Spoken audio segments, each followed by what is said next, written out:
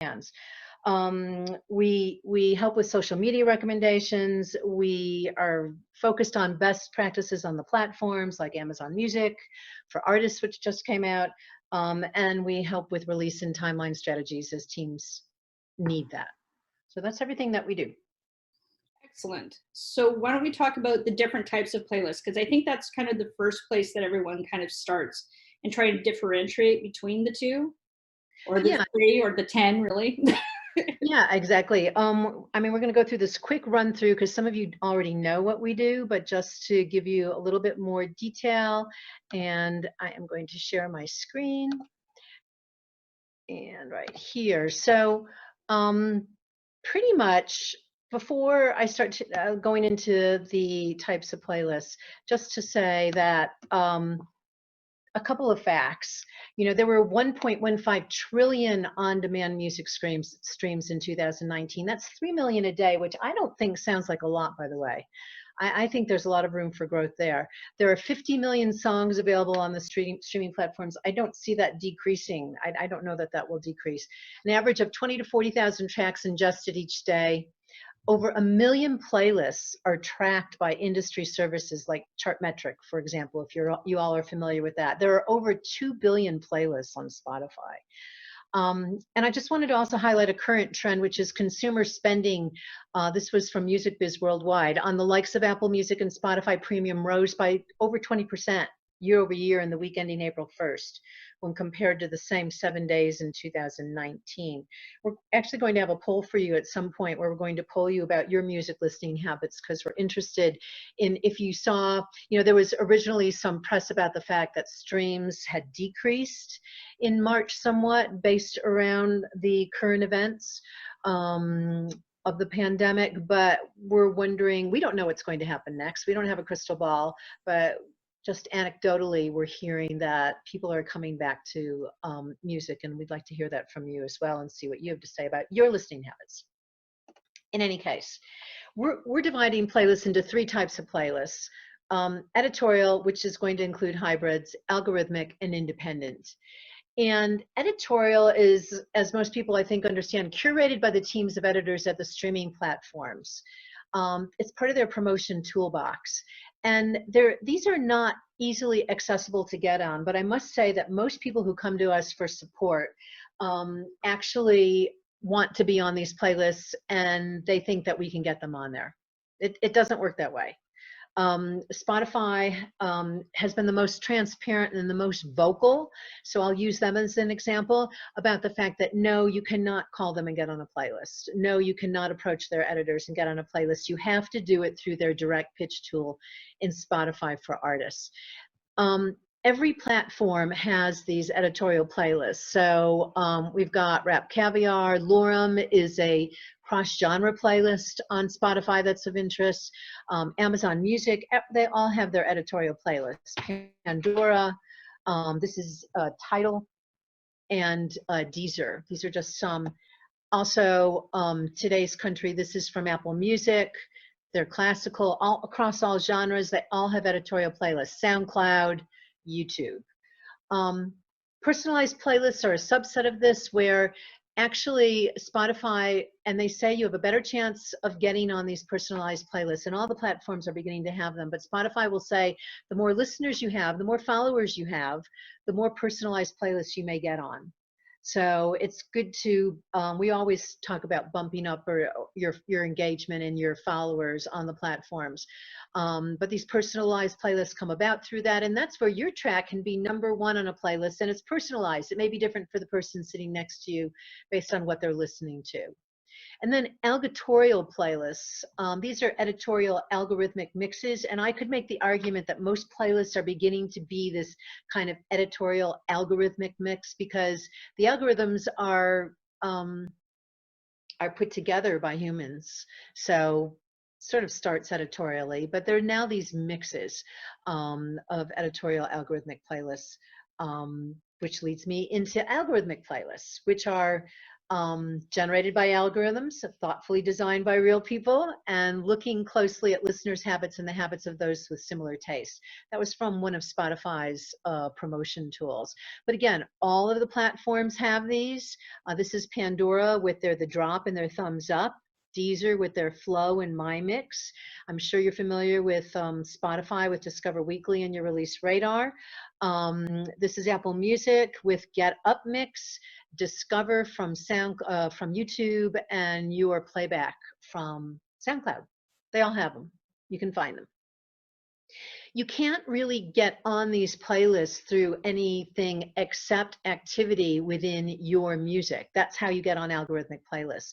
So a lot of times we work with artists who don't have any activity on algorithmic playlists, and by moving out to the independent playlisting community, by pitching the independent playlisting community, you can find some algorithmic activity, because the platforms are looking for what's going on with your music in order to figure out where it fits in their ecosystem.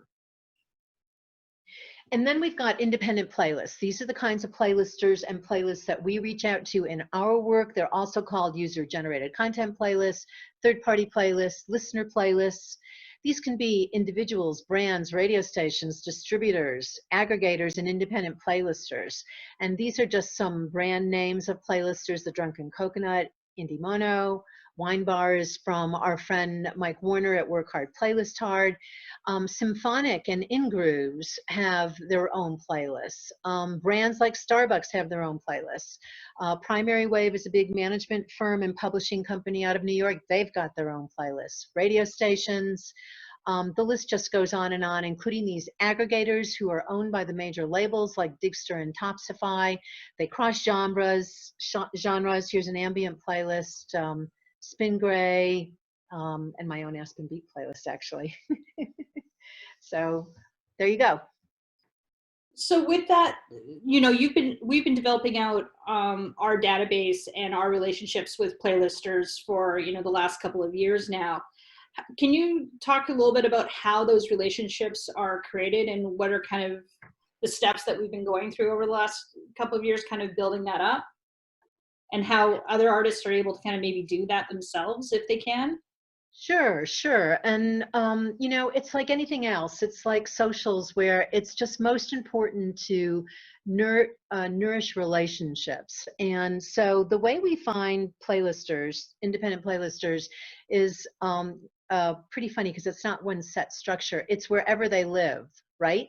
So some of them want to be direct messaged on socials. Others are on some of the sites that allow submissions by playlisters, like Submit Hub is one that's well known. Some are on Patreon, by the way. Some have submission forms on their websites. So wherever they are, so we're just constantly doing research and adding to our database of playlisters that fit tracks that we're working, or have fit tracks that we've worked. So we've come up, I mean, we've been doing this for 4 years now. So we've come up with a nice list of those playlisters. Any artist can do that. You can do that. You know, you can determine who you think your fans are and find playlisters who speak to those fans. And actually, that's a good thing to do when you go to them and submit to them, is to give them a reason why you think you're a fit with them. The other thing is that we have relationships with a lot of these playlisters because they know we won't send a heavy metal track to a singer-songwriter playlister, for example. So they may be more likely to listen to something that we send because we're a known brand. They know us, and they know that we'll send them something that's appropriate. We try really hard to send what's appropriate, that kind of thing. It's also really interesting. What I found is that, you know, from the list of playlisters that we service, we have people who've got, you know, maybe a couple hundred followers and don't seem to be that important. And then we've got, you know, things like Drunken Coconut and Mono, where you've got tens of thousands of people following them. But for a genre specific or an engaged specific playlist, we've had conversations where we're seeing multiple kind of fan engagement and conversion from some of the smaller playlists, because their followers are rampant and they're more of a active user than a passive user. So maybe talking a little bit about the difference between, you know, active playlisting and the passive listener, as it were. That I get that word gets thrown around a lot these days. So Yeah, a couple of things about that. Before talking about active versus passive, yes, we go out to very small playlisters who are almost like individuals in their living rooms creating playlists, but they're passionate about music and they're fans. These are fans to the very large playlisters because the large playlisters are so inundated, just like the streaming platforms are, with submissions. If you've got 20 to 40,000 tracks a day being submitted. Um, the smaller playlisters will respond more quickly sometimes, and it's a way to build. It's sort of like social media. Do you know, if you're going to create your audience on social media, who are you going out to? And you take some of those lesser known people who might be friends or who might be interested in building their following too, and it's mutual help. As far as active versus passive, I it's really important to get followers on your profiles because I think the services look at those, the platforms look at number of followers. And someone who's following you is an active listener. They're interested in you. They want to know something about you. They're following you because they like you for some reason. They like your music for some reason. Um, and I think those are most valuable, but I don't discount the passive followers. I think, especially now, we might have music on in the background. I don't think that's a bad thing to be on playlists where maybe someone isn't clicking on your track to click through and see who you are and see everything you've done with your music, but they are listening. And I think there'll be more of that as the universe of streaming expands all over the world. I'm for that, actually. it's interesting that you were talking about the smaller playlisters and building those relationships and kind of the partnerships with them, because as both you and I were talking about, you just don't know where some of these playlisters are going to end up. Like, the editorial staffs are growing out so much right now with the Spotify and Amazon, and that you can end up having people who technically had a small indie list, but were definitely into the music, who are now, doing editorial at, Spotify or at something else, at a branded playlist, say. Yeah, we're a bedroom community, but we're a community. Do you know? We all know each other, and I think that as a do-it-yourself artist, you can participate in that as well. Uh, anyone who loves our purpose is to help to support curators and playlists. We like to think that there's an opening there. I think more so even in the future than now. So anything you can do to support that, we will support as well. So you can join the community. So what are kind of your top, let's say top 5 things for best practices for what an indie artist could be doing on their DSP profiles and, to be supporting themselves when it comes to playlisting? Yeah, so these are, I think everybody knows a lot of this, but just to cover, the first thing is to cover all the basics on all the platforms. Even if you're not really active on a platform, I'd make sure you can be discovered there. At least cover your basics. This is a fan's journey, so I'm a big fan of music. I've been listening to music all my life. A lot of you are creating music. I listen to music. So the first thing I do when I hear a track that resonates with me is I go to the artist profile, okay? And I look around. I look for the socials. I want to get on their Instagram or their Twitter or whatever account. I want to know more about the artist. I go to the tab. I take a look at the photos. This may not determine so much whether I like a track, but it may determine my further engagement with the artist. If there's something that pulls me in further, I may listen more than I might otherwise. So just cover your basics on all platforms. The second thing is start early, way earlier than you think, way earlier. I mean, 2 months out before release is not too early. I myself have challenges doing this with the artists that we work with because time just all of a sudden it's like, oh my gosh, it's a month before, what's happening here? Because we've got artwork and tracks and everything else that we need to get rolling, but really start early before your releases. You want to give the platforms time to ingest and possibly find your track in their system. The other thing is just what we've been talking about, which is engage with your fan base. Who is your fan base? Do you know, who do you think your fan base is? There are ways to amplify your fan base as well. For example, if you like to write poetry, or if you have a cat, you know, engage with those communities. And those communities, everybody loves music, and you can engage with those communities, but engage with your fan base. Fourth thing is support, is what I said before, support playlists and curators. Shout out to them, include them. There's nothing a curator likes more than to be included in some kind of a post or support. And then the fifth thing I have on my list is focus on one or two places. Out of all the places that you can find, make yourself found, focus on a couple of places where you know your fans are. For example, to start, for example, SoundCloud has a great electronic EDM community. So if you're an electronic artist, start there. You can start there. If you've got amazing videos, or you're a videographer and also a musician, start on YouTube. All sorts of things like that. You know, I think some of the stuff that's been coming up since we all kind of had to stay in and shelter for the last month is the conversation about TikTok and Twitch and kind of live streaming and all of those kind of things. Are you seeing different conversations going on, or what are the best kind of ways of getting into those kind of places? Or should everyone be getting into those places? Yeah, sure. I mean, everyone should find a reason and should take a look and see if they can have a reason to get in and what that reason is. But I think, like any other platform, it's what you put into it and your commitment to it. So can you sign up for Twitch or TikTok or whatever? Yes, and I'd suggest it. I'd suggest getting your music to be found on those platforms, but engaging on those platforms is just like everything else. It's a commitment. And it's, I guess, you know, going back to the conversation of where is your actual fan? Are they spending all of their time on TikTok right now, or are they, which, you know, obviously TikTok is seen like just a growth spurt like nobody's business, but, or are they more spending time still on Instagram or in other different realms, like say SoundCloud, where you're talking about EDM? Yeah, you know, one thing that we use a lot is similar artists. Do you know, find artists who are similar to yourself, see what they're doing, see how they're doing it, and see where their engagement is if you don't know where your engagement is, if you're not quite clear. Another thing would be geographic territory. You know, if you're in Nashville, that's a great community to be in, but there are also great communities all over the US, like in Michigan and Detroit, or Wisconsin, wherever there are communities, Denver. Find those, you can find those communities. Cool. We've got actually a question. Yay.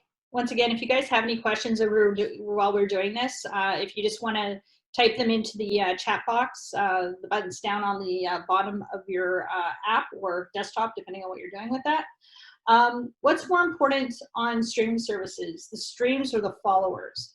Or the, you know, everyone's talking about, you know, the skip rate these days. Yeah, I think it was just announced today that Spotify is going to allow you to hide a track from a playlist that you don't want to listen to.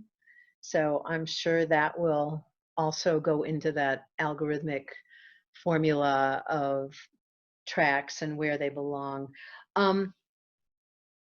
They're both important. Sort of following along with something I said earlier, followers are important because that's your engagement, and engagement is key, right? You could say it's everything. I don't, because I believe streams are also important, but followers are really important. So one of the artists that we worked with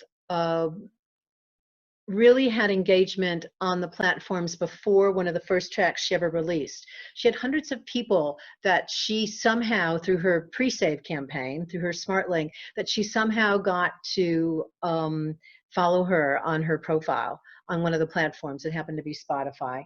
And it was pretty amazing what she was able to do. I think she called in everybody that she knew to just follow her pre-save link and follow her profile.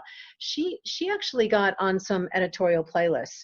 And of course, music, the music that you've got, that you put out and how great that is everything, right? That's everything.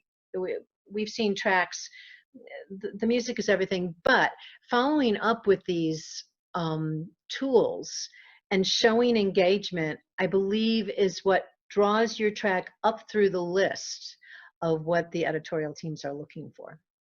So Followers, all important and can make a huge difference. Streams, they come from the followers, but they also come from other places that are passive. For release strategies, I know that we've been talking, you know, and it seems to be different for everybody, but is there should you be releasing music every month, or there's some cases where I've seen every 2 weeks, or is it every 6 weeks? Is there a perfect time? And in that, you know, what about the conversation is, do you need to be doing a pre-save campaign? What are kind of the key pieces that when setting up a track and hopefully setting up an album on these streaming platforms, what are kind of the must-haves, as it were, or the tools? So you know, one of my favorite sayings, sort of tried and trite sayings, is don't do what I told you to do 6 months ago. You know, but now I say, don't do what I told you to do this morning. So in these discussions and collaborations with artists and teams about releases, there's no one right way, of course. And I think that video is becoming more and more important. So I think it depends on your assets. I think it depends on what you've got. If you've got one track and one video, then I'm not sure I'm going to tell you or suggest that that should be all released immediately. Do you know, there may be, because you want to engage your fans with your assets, with your materials, right? So, but if you're a prolific recording artist, and you need to build a buzz, there's no better way to build a buzz than to release content very consistently. 2 weeks to me sounds way too soon because, for example, on Spotify for Artists, you can only direct pitch one track at a time. And you have to wait until that track is released before you can pitch another. And I think you want to give the editors a little more time than a week or two to take a listen to your track if possible. So that sounds a little too close to me. I used to say every 6 to 8 weeks was optimal. I don't say that anymore. I think now that you want to build a buzz with a series of assets, track releases, video releases, one after the other, but just not staged on top of each other.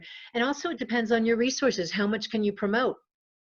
If you have a digital PR campaign, then having 4 or 5 weeks in between releases is maybe optimal for a certain number of releases. It also depends what the market is telling you, right? So depending on what the reactions are from the market. So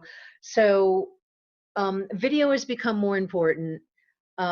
Every artist is different, and I'm now leaning more toward this maybe 4 to 5 week range, as opposed to, it used to be, I used to say not less than 6 to 8 weeks. But really what we're seeing is that you're building a buzz and you want to leverage it.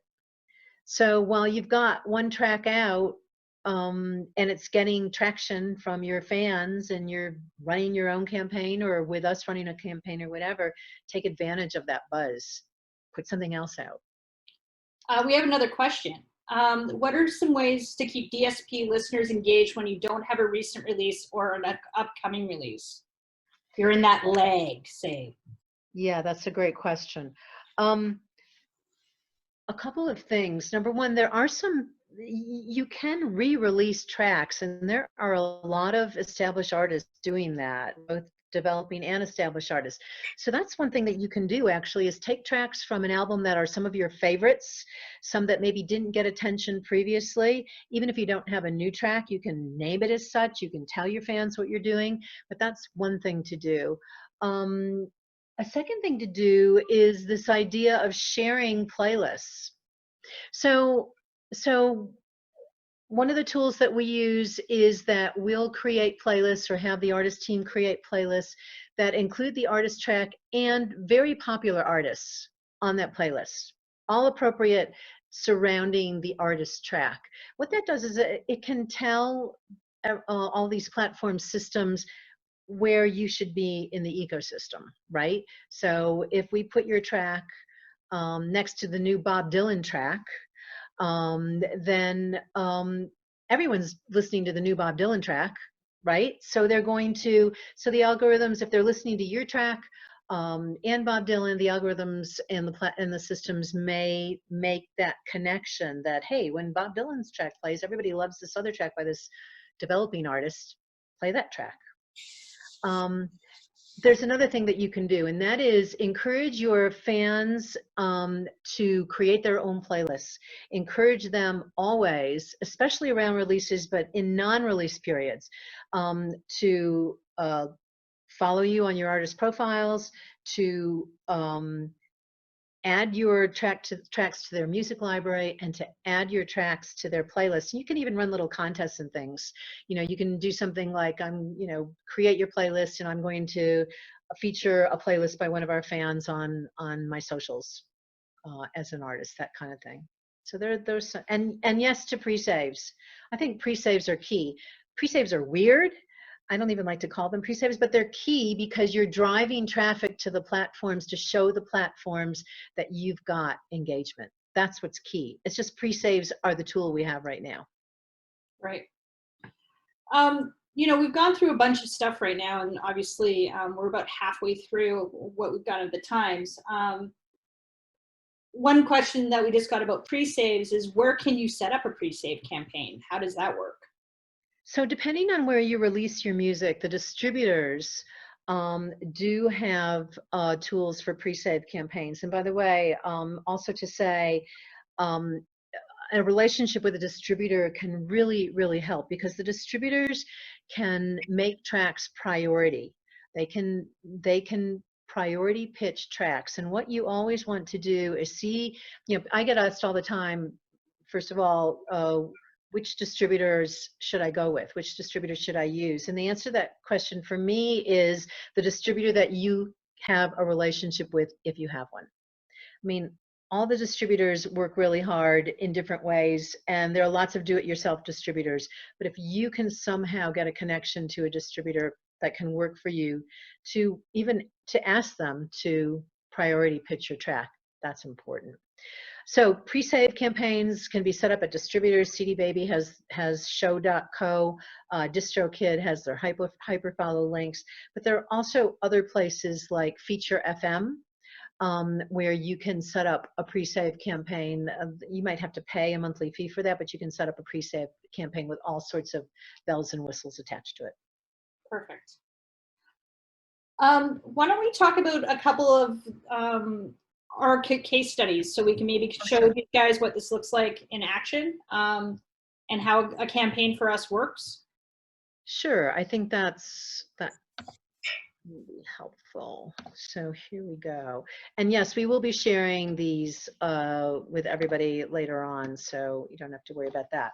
So we are going to use Long Range Hustle as one of our case studies today. So Long Range Hustle was an emerging artist when we started out with them, with less than a few thousand streams on tracks released years ago and 100 Spotify monthly listens. That's what they had. So I would call that emerging. During a 6-month campaign with us, with our outreach to independent user playlisters, which is again what we do, which again sets you up to get more traction, and that's, you'll see what happened. The band's tracks were featured on over 50 independent playlists. And by the way, we have about a 5 to 10% feature rate with playlists that we approach, plus. But this engagement for Long Range Hustle led to, along with other best practices, led to Spotify algorithmic playlist coverage, including Release Radar, Discover Weekly, Your Daily Mix, Spotify Radio, all of which picked up the band's tracks for the first time ever. And at campaign end, after 6 months, their monthly listeners had increased from 100 to 16,000 average, and the most popular track generated over 75,000 streams. So the streams on the independent playlist, and I think this is what's important, in tandem with other strategies, because we haven't really talked about that. For example, touring, which now is live streaming, social media also helped bring this artist to the attention of Spotify's editorial team, who took notice, along with their rocking management team, and featured the band's tracks for the first time, including on New Music Friday Canada, Rock Your Block, Ready to Rock, Renegade Folk, and introducing editorial playlists. So I think the point to make there with this is that we can really help salt the pot and get things rolling. But we don't work in a vacuum. And the more you have going on in all the other parts of the industry, sync licensing, social media, live streaming, whatever you have going on for you, just that's what really makes the success. So that's long range hustle. You know, and that was kind of the one end of what we're doing with, you know, developing artists and kind of moving them into established or emerging artists, as it were. I know that you have another case study that you wanted to show of someone who has had some success at streaming so far, and how, you know, you can actually use that to build upon. Yeah, because we do. We work with both emerging and established artists. We do both. So this is Levi Hummin. We worked with Levi's team for over 3 years. When Levi's team came to us, his total streams on Spotify were 1.74 million, which wasn't bad at the time, but the team really wanted to increase streams. And today, Levi's streams are over 50 million. Over 50 million streams for this kid. So he and his team, we were part of his team, were really incredibly savvy in approaching Spotify and other streaming platforms for coverage. And his music fit well within the soundscape preferred by country music playlisters. So that's part of it as well. If, you know, we're really, there's not a lot of transparency as far as what the editorial teams are looking for. We don't know. They don't really tell us. But you can listen to tracks on a popular pop playlist to understand the sound that is making it through the noise of the 40,000 tracks being released every day. And Levi, if you listen to his music, he has that sort of new country music sound. They used our outreach over 3 years to help jumpstart his breakout in popularity. I can remember being in meetings with his team in the early stages where we would sit around and talk about, well, how are we going to get from 1 million, 2 million streams to 10 million and 20 million streams? And really, Levi was very savvy about social media. And I have to say, even today, I recommend you go to Levi's social media and see what he does to engage his fans. It's amazing. He is just out there all the time, and his fans eat it up. So he's a great example of what you can do. And again, independent playlisters are fans. And by the time he released a good deal of music while we worked with him, and as the years were going on, we had a nice group of playlisters, independent playlisters, who would just jump on his tracks whenever they were released. They loved him. They loved his music. They loved his sound. They loved how he supported them. They supported him. And this is the other thing, is that all of this is, you know, budgets are scarce, especially right now. Budgets might be scarce, but you have to be in it for the long haul. This is not a magic bullet. Not a magic bullet. It's as Erin is so fond of saying, it's a marathon, not a sprint. But the first analogy, what can I say? It's a good analogy. We're gonna create our book of analogies. The first track we worked went from 250,000 streams, because it had already been released actually, to 5 million streams. And the second track we worked, Stupid, has been featured on major Spotify editorial playlists and has now seen over 18 million streams since release. So the other thing that this brings up is that if you are an emerging artist and you've got 100 followers, I don't know how many thousands of followers Levi had when we started with him. I'd have to look it up. But if you're an emerging artist and you have 100 followers, you probably shouldn't have an expectation to have thousands of followers after a couple of month campaign, either doing it yourself or doing it with us. It doesn't really work that way. It's a build. It's a slow build, and it depends on the music that you're releasing and it depends on your fans. It depends on what they want to see, what they want to hear, how much they want to hear what you're doing. With one of the things that you just said about working tracks that have already been released, obviously there's a lot of conversation about new release Friday when it comes to Spotify, and that there's playlisters who only want to deal with new releases and they don't want to touch anything that's already been out or is seen as old if it's like more than like 5 days out, which is what, but can you see, like, obviously with Levi you've seen success, but do you see success when people are trying to jump in and do a campaign after it's been released? Or yeah, this is a great question too. So a couple things about this. I think it depends on your resources and your budget. So the fact of the matter is Spotify has come right out, and again, they're the most transparent, so we'll use them today. Spotify has come right out and said that they only have the bandwidth to pay attention to new releases. That's all they have the bandwidth for. Maybe that will change. It could change today. I don't know. But up till now, their team can only listen to new releases. So that means you have to have a new release to have a shot at getting on editorial playlists, at getting Spotify to listen, at getting possibly even the attention of the algorithms. So the most effective campaigns, and we usually run 3-month campaigns, by the way, but the most effective campaigns run with us, my recommendation is 2 new releases in a campaign with us so that you can build. We put out the first release, there's not a lot going on before we've come on board a lot of the time, or we're looking to jump on an established artist and help them to speak to a certain genre or a certain mood that they haven't spoken to, that kind of a fan they haven't spoken to in the past, or just increase their fan base. But in any case, working a new release can be the most effective after the first track that we work. So we recommend 2 new releases. Sometimes we jump on something that's already been released and then a new release. But the point is to have a new release somewhere in that mix. 2 new releases best. Something that a lot of times for emerging artists, we'll work a track that's already out just because they don't have a lot going on, and we'll work to help get things rolling so that when the new release is ready, there's something happening. Because I've been talking about how it's important to show something happening.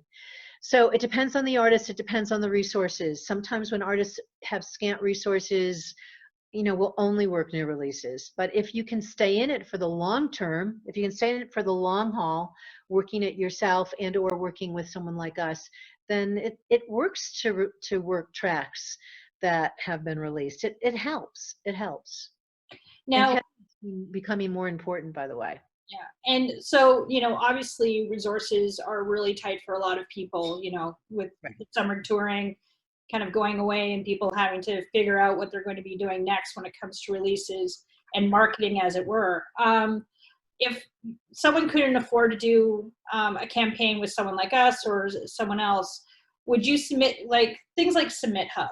Do you think that, those are valuable to be using, or is it just more of a conversation of going and doing the research yourself? Yeah, I think whether you're working with us or working it yourself, it's important to be in the game. I think it's important to be in the game. I can remember in the beginning 4 years ago when there were these really sort of wonky awards that you could win as an artist, and an artist asked me if he should apply, and this artist didn't have anything going on, and my suggestion was, yes, it's promotion. Do you know? That artist today has millions of streams. I'm not sure I would suggest the same thing or recommend the same thing. So I think it depends on where you are. I think it's tough to get a foothold, so for example, the major labels, they have the ear of Spotify because they own Spotify, right? So they may have more of an ear with Spotify than an independent artist. An independent artist team who establish relationships with the platforms may have more of an ear than a do-it-yourself artist, but you have to start somewhere and you have to be in the game. So even though the results may be discouraging, and believe me, this is grunt work. We know very well how much grunt work this is. I think you need to find a way to be in the game. Cool. I'm just looking, we don't really have a lot of questions right now. By the way, guys, feel free, we're here to answer when we set this up, we tried to ask ourselves as many questions as we thought would come up, so we could do something that was somewhat clear, and hopefully we've done that so far. I want you, hopefully. Please, if you have questions, that's what we're here for right now. Was there other stuff that you wanted to chat about? Yeah. I just to say then, because I know we're going to close sometime shortly here. As far as we have a poll, don't we have a poll? We have a poll. I was going to pull that out in like the next 5 minutes. I sort of want to talk about. I want to talk about this space and listening to music and what's going on, what will possibly happen next, which again, I do not have a crystal ball. I do not know, but there are some things that could happen. Do you want to run the poll first? Here we go. Here's our poll. Poll's up and running. If you guys have the opportunity and you want to participate, it'd be great. We're just kind of wanting to get a sense of kind of what everyone's listening habits are these days, and what's going on with you guys. So please feel free to enter that in right now. Oh, we've got questions. Yay. Someone's asking about playlist push, good or bad. What's your opinion about that? Because I know mine, and yeah. No, I'm happy to talk about that. I don't. You can give your opinion too, Erin. Mine is. I mean, I like George at Playlist Push. I think he's seen a lot of artists' campaigns. Playlist Push is very. But I think the difference between us and Playlist Push is they're very automated. You get on, you tell them what genre and other information about your track, and they tell you the playlisters that they think are going to be a fit. Again, depending on what else you have going on, I think it salts the pot. I'm not against it. What we do is a bit is different than that. We work more strategically with timelines and releases, strategies, and best practices on socials, and best practices on the platforms, and making sure we're on top of all that. And we direct pitch the playlisters we go out to. Playlist Push has their whole system, and that's great. But we direct pitch our playlisters. Another question is, do we cover all genres of music or specific genres? And actually, we were going to talk about this, is that what are you seeing in the playlist space right now when it comes to genre? I know when we first kind of started out, definitely we saw pop and urban and that sort of thing, but I think we've seen a large increase across all channels. Yeah, so pop and urban and country are certainly have, and hip hop have more active, a more active number of playlisters, a bigger number of more active playlisters. What am I trying to say? But it really depends on the track. So we've seen tracks that are not in those genres which have done extremely well based on their sound and the number of playlisters who have featured it, right? So it's easier to find pop playlisters, but then they're inundated with pitches. It's not as easy to find reggae or classical playlisters, but they're not as inundated. So it's sort of this push-pull, and yes, there are certainly more and more all the time. I think one of the other things that can come up with that is also the conversation that playlisting is now going into. It's not so much genre, but it's also mood and lifestyle and all these other, like, it's more of a web of different things rather than just kind of like where it used to be with using the comparison of radio. It's like your country track or your pop track or your an alternative track.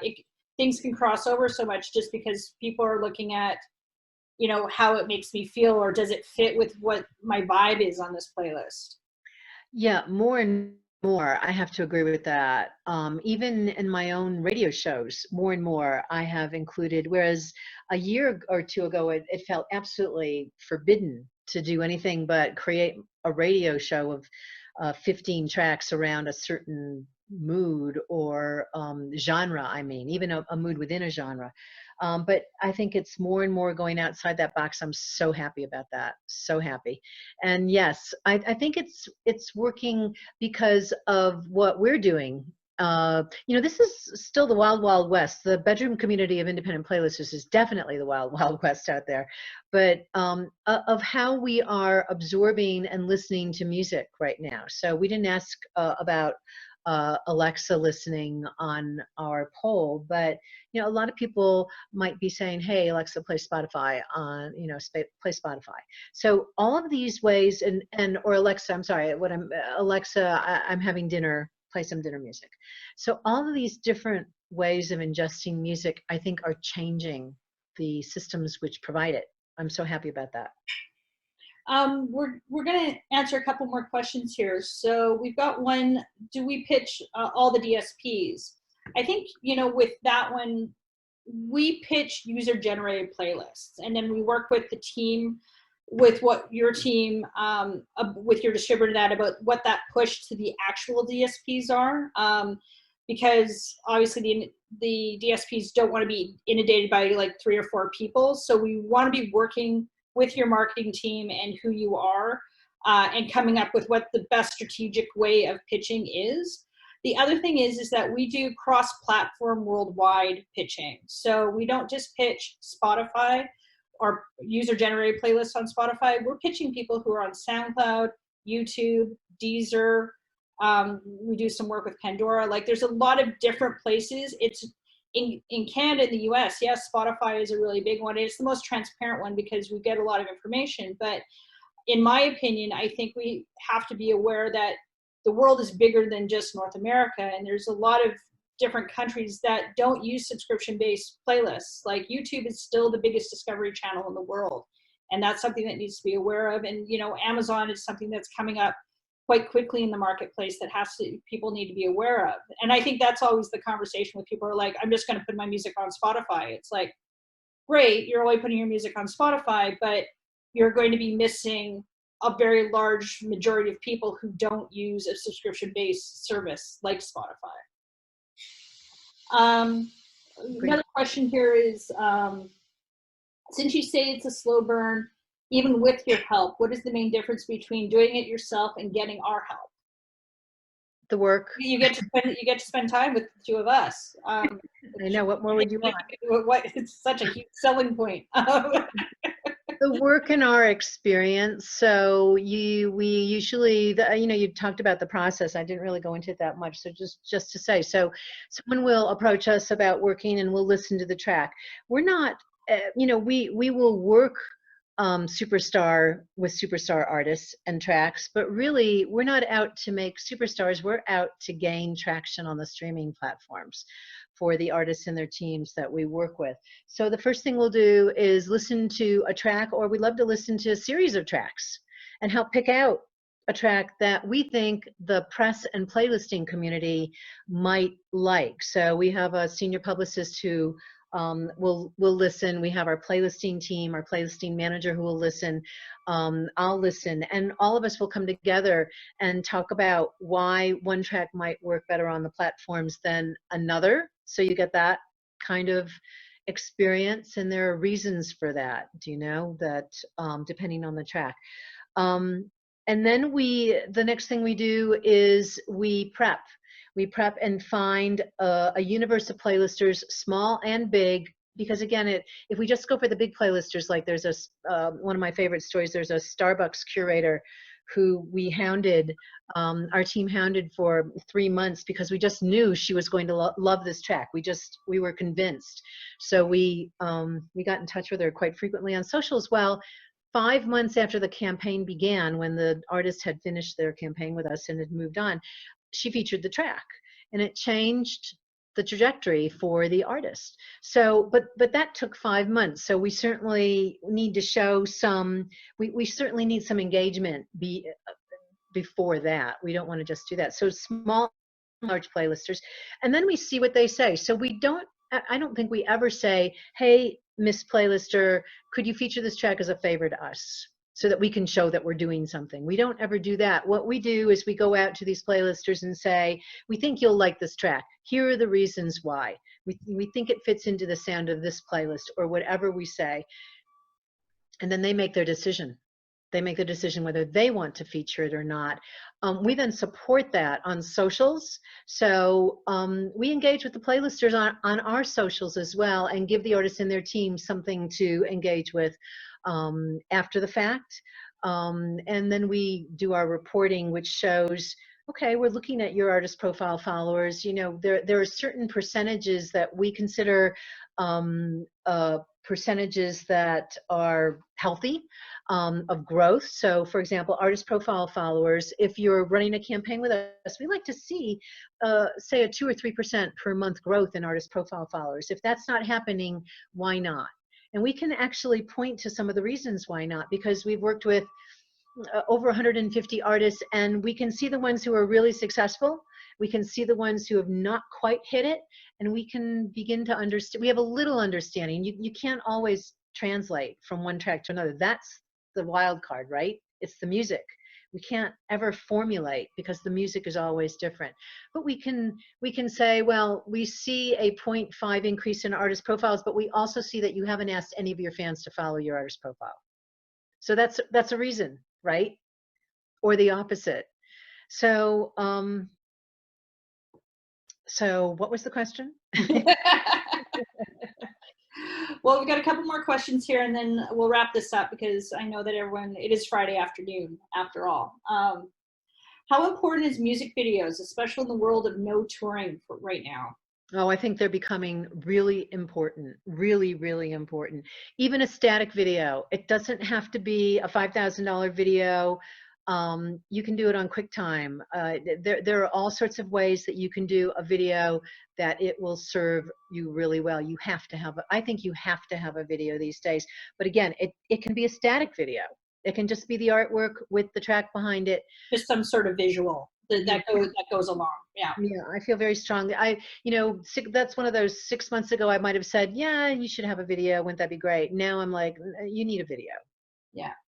What tools, technology, processes would we recommend to organize, monitor, etc., and all the artists and the tracks we support? How do we do it, and how do we not go insane? I know that we've got spreadsheets, lots of spreadsheets. Oh my gosh. And Chartmetrics. I know that you are too. Yeah, we use Chartmetric. Spot on Track is another one that we use. Next Big Sound. Those are all public websites that can be utilized. Of course, Spotify for artists, Apple Music for artists, Amazon Music for artists. We've got a guide to signing up for Apple Music for artists. Definitely recommend that. Pandora, with their artist marketing platform. I can't say enough about the marketing tools that they've created, because they are transparent. They tell you that for every fan who creates a station on Pandora, they'll send your track out to another 40 potential fans. They also allow you to speak directly to your fans. So every one of these platforms has different tools. Highly recommend that you use them. That's great. Well, guys, we've hit 4 o'clock. I'm going to actually just share the results of our poll. Ta-da! If anyone's interested, we're going to keep that up. We're going to share the deck that we presented to you. You're going to email it out to everyone through Embed? Yes. Okay, perfect. Thank you for being here. Yeah, and thanks so much, guys. Yeah. I have, here is Andrea and my emails. If you have any more questions or you're interested in our services, please feel free to reach out to us. Once again, I deal with Canada. Andrea deals with the rest of the world. Yeah, whatever. And if you're interested in us doing more of these, or if you have some suggestions or comments, please feel free to reach out. It was just kind of something that we had decided on the fly last week to do. So we're new at this, but definitely we felt that there'd be an opportunity to at least get out here and speak to you all. So thanks so much for taking the time and joining us. And I'll leave you with parting words. Yeah, stay safe and well, everybody. All right. Take care, everyone. Thank you.